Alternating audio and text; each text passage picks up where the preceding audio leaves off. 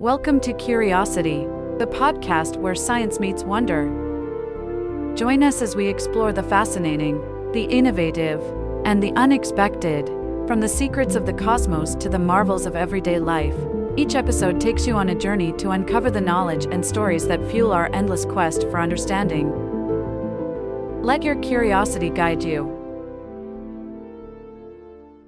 Okay, I want you to start by visualizing a very specific scene with me. It's a scene that's, happening right now, in real time, in thousands of labs all over the world. But if you actually stop and think about it, really look at it, it is profoundly strange. All right, I'm with you. Set the stage. What are we looking at? So, picture a physicist. Right. Let's say she's in a quiet lab, maybe at CERN or Caltech. It's late at night, and the only sound is this low hum from the cooling fans. She's hunched over a notebook, and she's just scribbling. She's writing down these abstract, squiggly symbols, little Greek letters, derivative signs, these integral hooks, exponential functions. To anyone else, an outsider, it would honestly look like nonsense, like a secret code or some dead language. Right, it's that classic image of the genius at work, the whole a beautiful mind moment with equations floating in the air. Exactly. But if you strip away all that movie magic and just look at the physical act itself, she is literally manipulating markings on a piece of paper. These are symbols that humans completely made up. Yeah, graphite on wood pulp. Totally. They don't exist in the wild. You can't, go hiking in the Amazon rainforest and trip over a wild square root sign. You can't catch a differential equation in a butterfly net. They're purely abstract, totally mental constructs. They're ghosts in a way, just ideas that we've given a physical form with a pencil. And this right here is the paradox that keeps philosophers and scientists up at night. She finishes her page of scribbles, she punches the result into a computer, and those abstract made-up symbols allow her to predict the path of a comet that is millions of miles away, moving at thousands of miles an hour. Wow. Or they let an engineer design an antenna that can catch a faint radio signal from the literal edge of the observable universe. And the prediction isn't just, close enough. It is stunningly, almost embarrassingly precise. It really is the closest thing we have to actual magic, isn't it? We take it for granted because we all learned algebra in middle school, but you've just highlighted the absolute central paradox of modern science. And that brings us right to the mission of today's deep dive.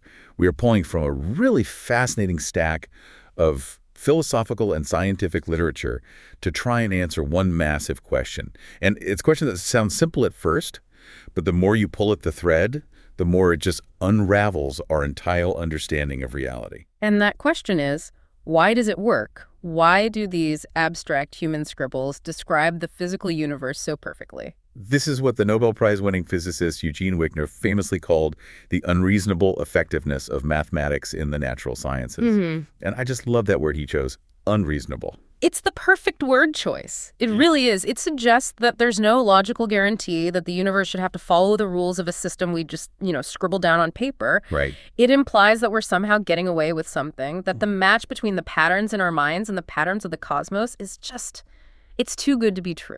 So today we are going deep into this philosophical battleground to answer that one huge question. Is mathematics something that humans invent, like a language or a culture or a game of chess? Or is it something we discover, like a new continent, a virus, or a fossil that was already buried in the ground? This is the ultimate showdown, really. Invention versus discovery. Realism versus anti-realism. And I promise you, by the end of this hour, you will never look at a calculator or even a simple plus sign the same way again. I am so excited for this. Because my gut reaction, and I think this is most people's reaction, is that we obviously invented it. Come on, we invented the symbol for plus, right? Right. Robert Ricord invented the equal sign. It feels like a human tool, just like a hammer or a wheel. That is the natural intuition. And it's true, we clearly created the notation. The symbol 5 is just a squiggle of ink. But here's the twist, and this is where it starts to get a little bit haunting. While we might have invented the symbols, the truths that those symbols express. Like the Pythagorean theorem. Exactly, like the Pythagorean theorem or the value of pi. They feel like they were already there. They feel like they existed long before humans ever evolved, and that they'll still be true long after the sun burns out. That's a powerful feeling. So we've got a roadmap for today. We are going to explore the best arguments for math as discovery, which is a view often called Platonism. Then we'll flip it and look at the best case for math as invention. And then we're going to try to find the bridge between them, looking at these really interesting middle ground ideas like structuralism and evolution. Her mission is to try and figure out why the universe seems to speak the language of numbers. So where do we start? Let's start with the heavyweight champion of the discovery camp. And to do that, we have to go back, way back over 2,000 years to ancient Greece. We have to talk about Plato. Plato. He's the original math is real guy. He absolutely is. And to really get his view, you have to sort of step out of our modern materialistic scientific mindset for just a second and think metaphysically. Plato proposed that the world we see around us, this table, that microphone, the trees outside, is a world of decay and imperfection. Things change, they break, they're flawed. A circle you draw in the sand is never perfectly circular. If you zoom in close enough, the line is all jagged and wobbly. Right, nothing in the physical world is actually perfect. Exactly. But Plato argued that beyond our world, there is another realm, a realm of forms or ideas. This isn't a place you can fly to in a spaceship. It's a purely abstract dimension. And in this realm, there are perfect, eternal, unchanging entities. There's the perfect form of justice, the perfect form of beauty, the perfect form of a chair. Yeah. And crucially for us. This is where mathematics lives. All of it. So in Plato's view, the number 7 isn't just an idea in my head or a word on a page. Yeah. No, not at all. The number 7 is a real object that exists in this abstract realm. It is an eternal, unchanging thing. So when a mathematician calculates that 3 + 4 = 7, she isn't creating that result. She isn't inventing it like a chef cooks up a new recipe. She's finding it. She is peering into this abstract realm and perceiving an eternal truth that was already there. She's an explorer, a discoverer. That's a wild idea. Yeah. It's like she's a radio astronomer pointing a dish at the sky and picking up a signal that's been traveling for 1 billion years. She didn't make the signal. She just built the right tool to detect it. That's a perfect analogy. And this sphere is called mathematical Platonism. Now, you might be thinking, okay, that sounds like some ancient mysticism. We don't believe in spirit realms anymore. But here is the really surprising part. A huge number of professional mathematicians today are closet Platonists. Really? Even the, hardcore, skeptical, materialist mathematicians. Oh, absolutely. If you get them in a quiet moment, maybe over a beer, they will admit it. They feel in their bones that they're discovering things. When they finally crack a difficult proof, the feeling isn't, I just built a clever argument. The feeling is, I finally saw it. It was there all along, hiding. They feel like archaeologists. Exactly. Brushing away the dirt to reveal a dinosaur bone that has been there for 100 million years. They didn't put the bone there, they just found it. Okay, but feelings are one thing. I feel like an explorer is a nice poetic sentiment. But we need some hard evidence for this deep dive. And in the stack of research for today, there was one argument for discovery that completely, totally blew my mind. It's the lock and key argument. This is, in my opinion, the strongest and most persuasive argument the Platonists have. And to explain it, we have to talk about one very specific and very strange case in the history of math: non-Euclidean geometry. Okay, let's unpack this, because non-Euclidean geometry sounds like the kind of phrase that makes people's eyes glaze over. But this story is actually a thriller. It really is. So for 2,000 years, basically since the Greek mathematician Euclid wrote his book Elements, everyone just assumed that geometry was, geometry. The rules were set in stone. And one of the core rules, the famous fifth postulate, basically said that if you have a line and a point not on a line, there's only one line you can draw through that point that will never, ever meet the first line. Parallel lines never meet. Parallel lines never meet. It makes perfect sense. If I draw 2 parallel train tracks on a flat piece of paper, they go on forever and they never touch. That just seems like an absolute, undeniable truth about reality. It seemed like absolute truth for 2 millennia. It was considered the very bedrock of logic and reason. But then, in the 19th century, a few mathematicians, these absolute giants like Gauss, Lobachevsky, and Riemann, started to get a little bored, or maybe just incredibly curious. They decided to play a what-if game. They started to poke at the foundations. They asked, what if that rule is false? What if you can draw multiple parallel lines? Or what if you can't draw any? They were just messing around with the fundamental axioms of the system. Just for the intellectual fun of it. Essentially, yes. It was pure mathematics. They were just exploring the logical possibilities. They created these bizarre, counterintuitive new geometries. One called hyperbolic geometry, where parallel lines curve away from each other. Another called elliptic geometry, where there are no parallel lines at all, and they always meet like the lines of longitude on a globe. And at the time, everyone else in the mathematics community must have thought, This is completely useless. Oh, worse than useless. It was seen as a monstrous, absurd, abstract game, a logical curiosity with absolutely zero connection to the real world because, as everyone knew, the real world is flat and follows Euclid's rules. These mathematicians were just inventing an incredibly complex and ornate lock just for fun, a lock with no key. Okay, so they build this complex, bizarre, totally imaginary mathematical structure. And then what? They just put it on a shelf. Pretty much. And then, decades pass. We get to the early 20th century. A young patent clerk named Albert Einstein is struggling with his general theory of relativity. He has this absolutely revolutionary idea that gravity isn't a force pulling things together, but is actually a curvature of space and time itself. Right, the whole bowling ball and a trampoline analogy. Exactly. But he has a massive problem. He doesn't have the mathematics to describe a four-dimensional curved space-time. The old Euclidean geometry just doesn't work. He's completely stuck. He needs a new language, a language to describe a warped universe. Right, and he searches around, talks to his mathematician friends, and lo and behold, what does he find sitting on that dusty shelf? He finds the useless game the 19th century guys played. Precisely. He finds Maimonian geometry. It turns out that this abstract system, invented purely for the fun of logical exploration with no thought of physical reality, was the exact language, the perfect tool, needed to describe the fundamental structure of our universe. That is spooky. It's genuinely unsettling. It is incredibly spooky. It is the lock and key miracle. Mathematicians, just for the heck of it, invented a very specific, very weird lock. And 50 years later, physicists exploring the nature of reality discovered that the universe held the one and only key that fit that lock perfectly. So the argument for discovery is, how on earth could that possibly be a coincidence? Yeah. If math is just a random game we make up, what are the odds that we'd happen to make up the one system that perfectly predicts black holes and gravity and the bending of starlight decades before we even knew those things existed? That's the absolute core of the argument. If math is an invention, that correspondence is a flat-out miracle of cosmic proportions. But if math is a discovery, it makes perfect sense. The mathematicians were, perhaps unconsciously, uncovering the deep hidden structure of reality, even if they didn't realize what they were looking at the time. It really makes you wonder if those 19th century mathematicians were really inventing or if they were somehow tuning into something. Yeah. Like finding a new frequency on a radio dial. And that leads directly to the other main pillar of the discovery argument, the concepts of necessity and independence. The idea that math has to be true no matter what. Right. Let's try a thought experiment. We can call it the alien test. Imagine tomorrow we make contact with an advanced alien civilization from a planet orbiting Alpha Centauri. Their biology would be totally different. Silicon-based, maybe. Their culture, their art, their poetry, it would all be completely, utterly incomprehensible to us. Okay.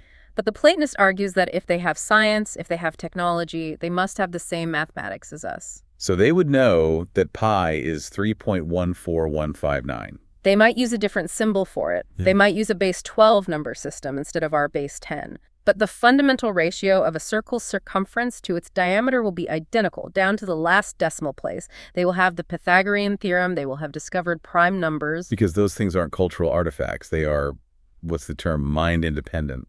Exactly. The truth that the number 7 is prime exists even if no one is there to count or think about it. If the Earth had never formed, if the Big Bang had fizzled out and produced a lifeless universe of only dust, the truth that 2 + 2 = 4 would still hold. Mathematical truths are necessary truths. They seem to transcend space, time, and human existence. That is a very comforting thought in a strange way, that there's this bedrock of absolute truth out there that's solid, no matter what happens to us. It gives the universe a sense of deep underlying order, a kind of cosmic grammar. But, and there's always a but on this show, Yeah. we have to look at the other side of the coin. Because while those discovery arguments are incredibly powerful, the invention arguments are just as compelling. And frankly, they're a bit more grounded in the messy reality of human history. Yes. The case for anti-realism, or the invention of math, is very, very persuasive when you stop looking at the abstract ideas and start looking at the actual history of how math's developed. Because when we look back, we don't see people just stumbling upon these perfect truths. We see humans struggling, arguing, and slowly cobbling these concepts together. They didn't just find them lying around fully formed. Take the number 0, for example. Today, 0 seems completely obvious, fundamental. But for most of human history, it didn't exist as a concept. The ancient Romans, with their incredible engineering, didn't have a zero. It was invented as a number in its own right in India, and then it slowly spread across the world. Yeah. It was a piece of cultural technology, like the invention of the wheel or the printing press. Or negative numbers. I remember reading that for a long, long time, European mathematicians thought negative numbers were just absurd. They literally called them fictitious or absurd numbers. They would have these heated debates saying, how can you have less than nothing? It's nonsense. It took centuries of argument before we collectively decided to invent negative numbers because they turned out to be really useful for things like accounting, debt, and direction. And the equal sign. That's my favorite little fact from the research for this. Robert Record, a Welsh mathematician, in 1557. He got tired of writing the words is equal to over and over again in his manuscripts, so he just drew two parallel lines because, as he put it, no two things can be more equal. He just made it up. He invented the symbol and, in a way, formalized that concept as a shorthand. So the invention camp looks at all this history and says, look, we are just building tools to solve problems. We build a hammer to hit a nail. We build the concept of zero to do our accounting. We build calculus to measure the rate of change. It's not magic. It's just human ingenuity at work. And the absolute strongest example of this tool-building perspective is the story of imaginary numbers. Right. These are the square roots of negative numbers, which just sounds impossible. It does. I mean, what number multiplied by itself gives you a mater 1? There is no real number that does that. But in the 16th century, Italian mathematicians were in these fierce competitions to solve complex cubic equations. And they found that if they just pretended there was an answer to the square root of mater 1, and they gave it a name, they called it $, they could use it in the middle of their calculations, and like magic, it would cancel out at the end and give them the correct real-world answer. They were literally using it as a cheat code, a mathematical trick. A total cheat code. They viewed it as a fiction, a handy little lie. That's why they're called imaginary numbers. But here's the kicker. Centuries later, we found out that these same imaginary numbers are absolutely essential for describing the physics of electromagnetism and quantum mechanics. The invention camp says, see, we built a weird ad hoc tool to solve a specific puzzle, and it just happened to be useful somewhere else. That doesn't mean the tool existed in some Platonic heaven somewhere. It's contingent. It's an accident of history. Like, if our technological development had gone differently, maybe we would have invented a totally different mathematical tool to describe electricity, and we'd think that was the true language of the universe. Exactly. And this leads to the more modern view of math as just a collection of formal systems or games. This is the choose-your-own-adventure theory of mathematics. It is. In modern math, you start with a set of axioms. These are just your starting assumptions. You just say, okay, let's assume A, B, and C are true. You don't ask if they are true in reality, you just accept them as the rules of the game. Then you use the rules of logic to see what follows from them. It's exactly like the rules of chess. Right, we invented the rules of chess. We just decided the knight moves in an L shape.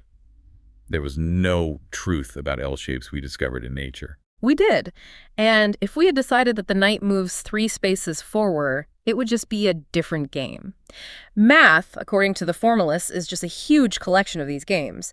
You can choose the Euclidean axioms with the parallel postulate and you get the nice flat geometry we learn in school, or you can choose the non-Euclidean axioms and you get these weird curved geometries. Neither one is more true in a cosmic sense. They're just different internally consistent games with different rules.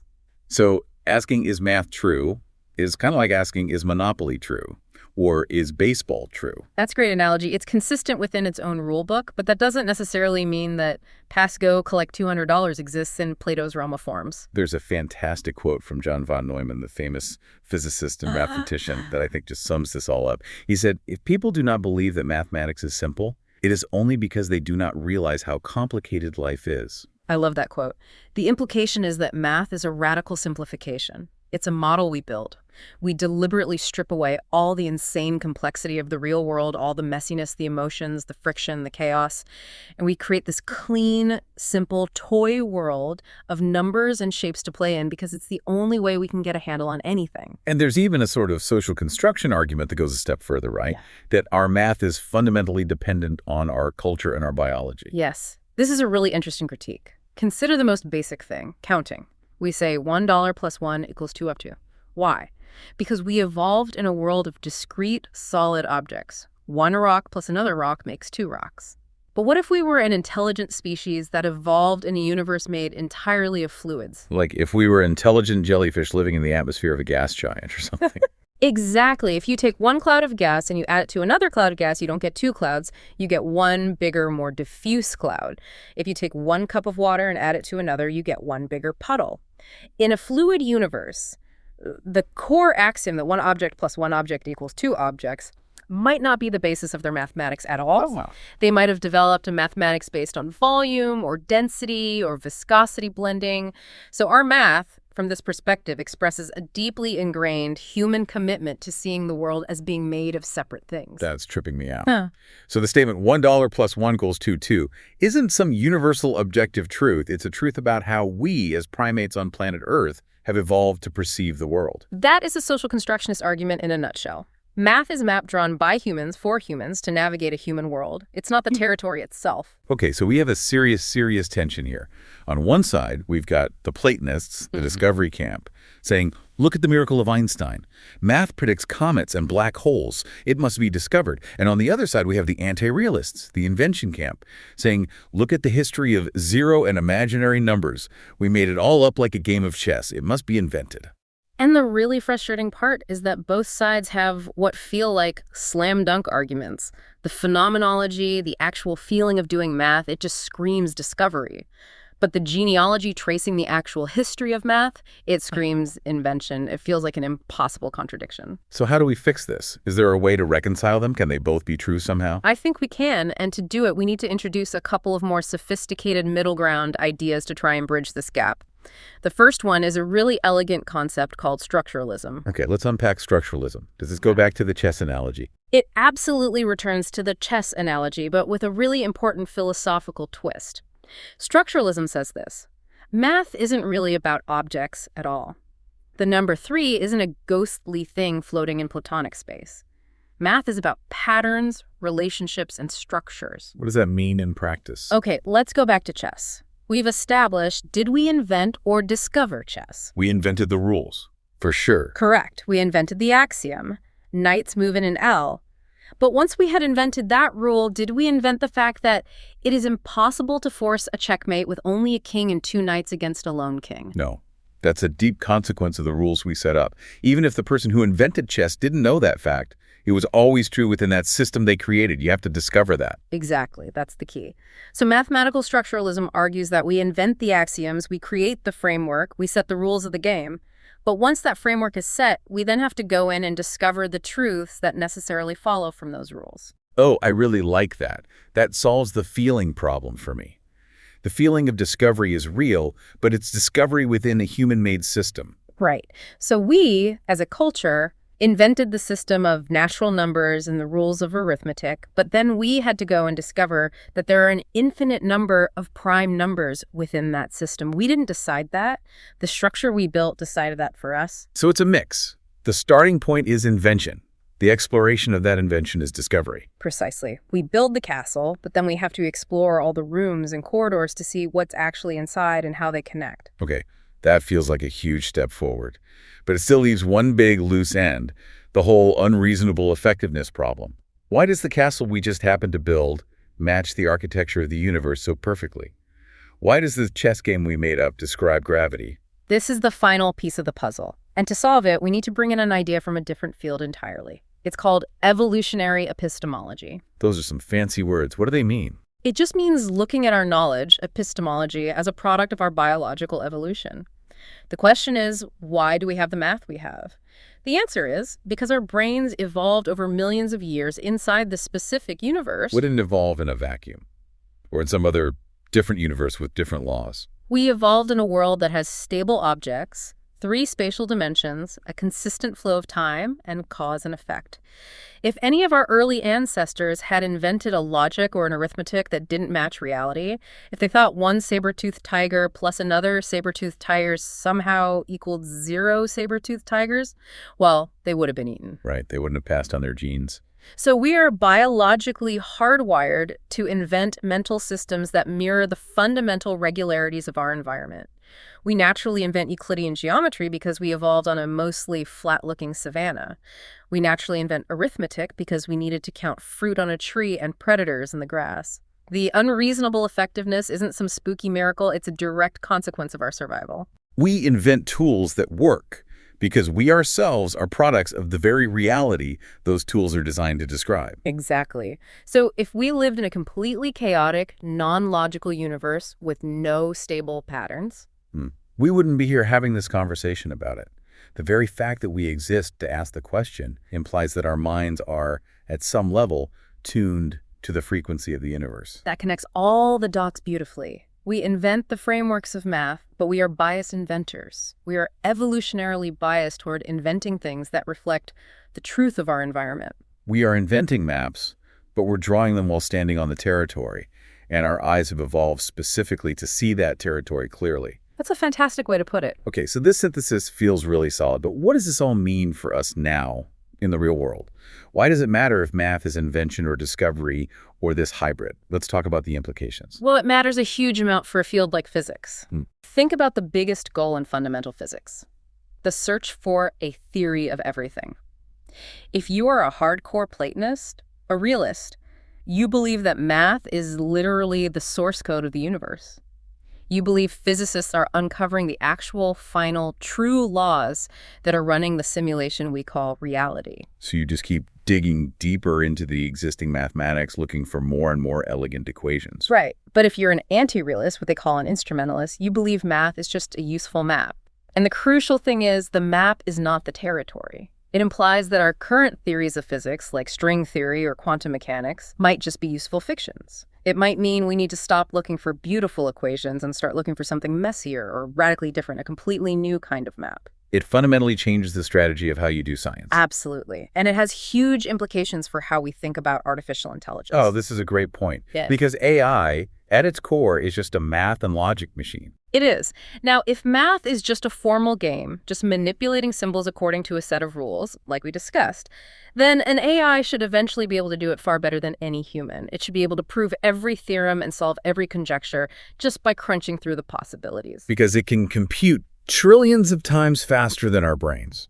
But if Platonism is right, if doing truly groundbreaking math requires a genuine perception of this abstract realm of truth, if it requires a flash of insight that isn't just mechanical rule following, then maybe, just maybe, there is something essential about the human mind and consciousness that an AI can't replicate. This is the argument made by the physicist Roger Penrose, right? It is. Penrose controversially suggests that human consciousness has a non-computational element, that our moments of insight might be our minds genuinely accessing this Platonic realm in a way that a computer, which is just shuffling symbols according to its programming, never, ever can.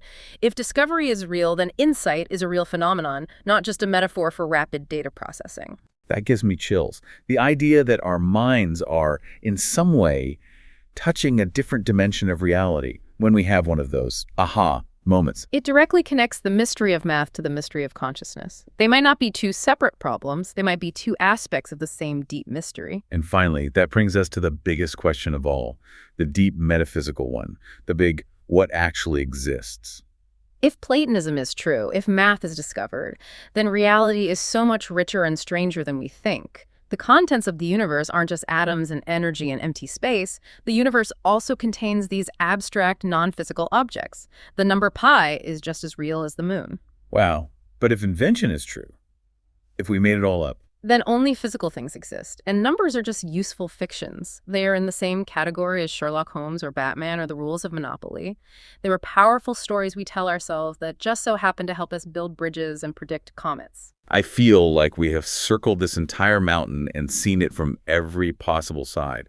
So let's try to put it all together. What is the best, most coherent way to hold all these conflicting ideas in our heads without our brains exploding? I think the best synthesis is that hybrid model we landed on with structuralism and evolution. We could call it invented frameworks, discovered truths. Okay, break that down one more time for us. So number one, invented.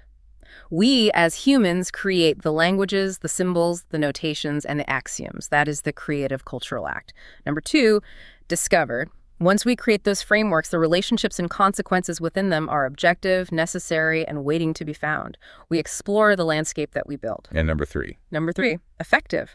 The reason these invented frameworks work so astonishingly well in the real world is because our brains, the inventors, are evolutionarily tuned to the deep structure of that world. We invent the telescope, but we discover the stars. That is a beautiful and perfect way to put it.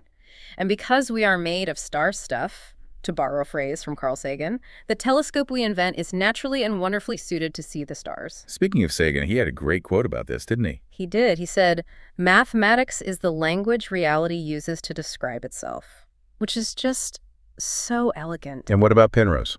Penrose takes it that one mind-bending step further. He suggests that the mental world of our consciousness, the physical world of matter and energy, and the abstract Platonic mathematical world are all interconnected. 3 mysteries that are somehow one. You can't fully explain one without the other 2. It's a loop. Physical matter in our brains creates the mental world of mind. Mind can apprehend and create the abstract world of math. And math provides the perfect language to describe the physical world of matter. And the boundary just dissolves. In a universe where a collection of physical atoms like a brain can contemplate abstract eternal structures, perhaps invention and discovery aren't opposites at all. They're just 2 sides of the same incredible coin. We invent in order to discover. And the undeniable fact, the thing that kicked off this whole deep dive, remains unshaken. The equation works, the bridge holds, the comet arrives right on schedule. Regardless of the philosophy, the unreasonable effectiveness remains. So as we start to wrap up, we want to leave you with something to chew on, something provocative to take with you. Here's a question for you to ask yourself later tonight. If we did finally meet that advanced alien civilization and we sat down and looked at their mathematics, would it be the same as ours? Or would their system for describing the universe be as incomprehensible and alien to us as their poetry or their dreams? Because if it's the same, Platonism basically wins. It suggests we are all, across the galaxy, discovering the same singular objective truth. But if it's different, if they navigate the cosmos using a system of thought that we can't even begin to comprehend, then we are truly the creators of our own mathematical reality. And consider this for a final thought. Is the hard problem of consciousness, the mystery of why we have subjective experience, why we feel things, is it related to this hard problem of math? Are we just incredibly complex biological machines, or are we, in some strange way, antennas tuned to a hidden realm of forms? It's a question that might not have a final answer, but just asking it completely changes how you see the world. Absolutely. So the next time you calculate a tip on your phone, or you drive over a suspension bridge, or just look up at the stars, remember what you're seeing. You aren't just looking at objects. You are looking at a hidden structure, a secret code that runs underneath everything. Is it a code we wrote, or is it a code we found? Maybe, just maybe, it's both.